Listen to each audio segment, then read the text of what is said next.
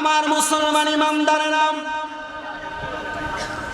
জান্নাতি হওয়ার জন্য চেষ্টা করেছেন মদিনার নবীজির অনেক সাহাবায়ে কেরাম, কিন্তু আল্লাহর হাবিব সাল্লাল্লাহু আলাইহি ওয়াসাল্লামের একজন আশিক ছিলেন, যার নাম হযরতে শুআয়ব। হযরতে শুআয়ব বলেন, আমি জান্নাতি হওয়ার জন্য কত চেষ্টা করলাম, জান্নাতি হওয়ার জন্য ইবাদত করলাম, কিন্তু আমি একদিন আমার ঘরের মধ্যে ইবাদতরত অবস্থায়, নামাজরত অবস্থায়, নামাজের মুসল্লার মধ্যে সিজদায় পড়ে গেলাম। হঠাৎ করে রাহমাতুল লিল আলামিন নবী আমার হুজরার মধ্যে হাজির হয়ে গেছেন। আমি আমার নবীজিকে দেখে চিনতে পারলাম না, কারণ আমার ঘরের মধ্যে যখন রহমতের নবী আগমন করেছে, আমি দেখলাম আমার নবীজির শরীর মোবারকের মধ্যে সাদা রঙের একটা কাপড় পরা। বলেন না কি রঙের কাপড় পরা? একটু আসতে বললেন, বলেন না কি রঙের কাপড় পরা? হযরতে শুআয়ব রাহমাতুল্লাহ আলাইহি বলেন, আমার নবীজির শরীর মোবারকে ওই সাদা রঙের কাপড় পরা না, শুধু নবীজির চেহারা মোবারক কাপড় দ্বারা আবৃত করা। আমি যখন নামাজের সিজদারত অবস্থায় ছিলাম, আমার নবী রাহমাতুল লিল আলামিন নবীজি আমার মাথার মধ্যে হাতটা বুলিয়ে দিয়ে ডাক দিয়ে বলে, ও শুআয়ব, তুমি যে এখনো পর্যন্ত সিজদার মধ্যে পড়ে আছো, শুআয়ব তুমি কি জানো আমি নবী রহমতের নবীজির তোমার এলাকার 3 জন উম্মত আছে যারা এখনো ক্ষুধার্ত অবস্থায় পড়ে থাকে। ও শুআয়ব, তোমার যদি সম্ভব হয় তুমি তোমার সম্পদ থেকে আমার এই 3 জন ক্ষুধার্ত উম্মতকে সহযোগিতা করো। শুআয়ব বলে, আমি আর দেরি করলাম না, আমি ডাক দিয়া বললাম, ইয়া রাসূলুল্লাহ, ইয়া হাবিবাল্লাহ, নবী গো,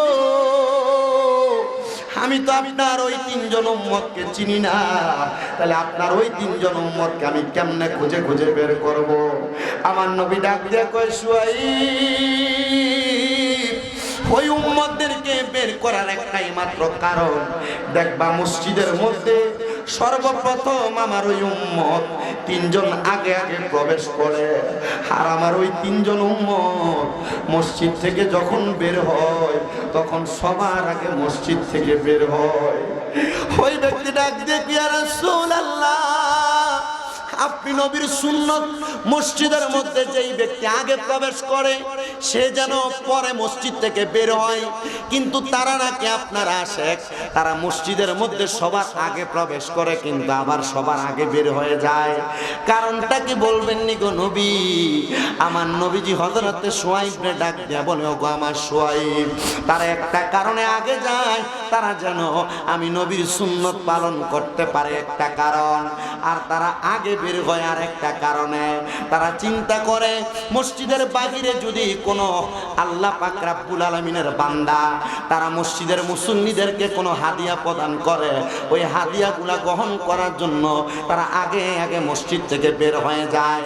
এটার কারণটা হলো, যদি কেউ কোনো হাদিয়া দেয়, ওই 3 জন উম্মত হাদিয়াগুলা খাইয়া তারা রোজা পালন করে তারা ইবাদত করবে। হযরত শুআয়ব বলে, আমি ওই দিন গেলাম, যাওয়ার পরে মসজিদের সামনে প্রথম থেকে খাবার নিয়ে দাঁড়িয়ে রইলাম, একটু একটু করে খাবার দিতে লাগলাম। আমি বললাম, কে আছো? খাবারের জন্য মসজিদের মধ্যে প্রবেশ করেছো, এখনো পর্যন্ত তোমরা আজকে 7 দিন পর্যন্ত কোনো খাবার পাও না, সবাই আমাদের কাছ থেকে খানা নেয়, কিন্তু ওই 3 জন আসে আমার কাছ থেকে খানা নেয় না।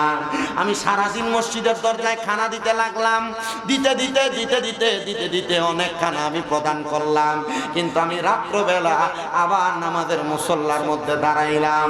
আমি নামাজ পড়তে পড়তে আল্লাহ তাআলার দরবারে দোয়া করতে লাগলাম, ওগো আল্লাহ, নবীর ওই উম্মত, যেই উম্মতরা খাবার ভক্ষণ করতে লাগছিল, খাবার পায় নাই, কিন্তু আল্লাহ তাআলার ইবাদতের মধ্যে মশগুল ছিল। ইয়া রাসূলুল্লাহ, ও মায়ের নবী রাহমাতুল লিল আলামিন নবীজি, আপনার ওই 3 জন উম্মত কোথায় আপনি বলেন না? আমার নবী ডাক দিয়া কয়, তুমি যখন বলেছো খাবারের জন্য তারা মসজিদে আসছে, এই জন্য তারা তোমার সামনে খাবারের জন্য দাঁড়ায় নাই, তারা তোমার সামনে দাঁড়ায় নাই, কারণ তারা খাবারের জন্য মসজিদে আসে নাই, তারা আমার আল্লাহ তাআলা খুশির জন্য মসজিদে আসছে। জোরে বলি সুবহানাল্লাহ।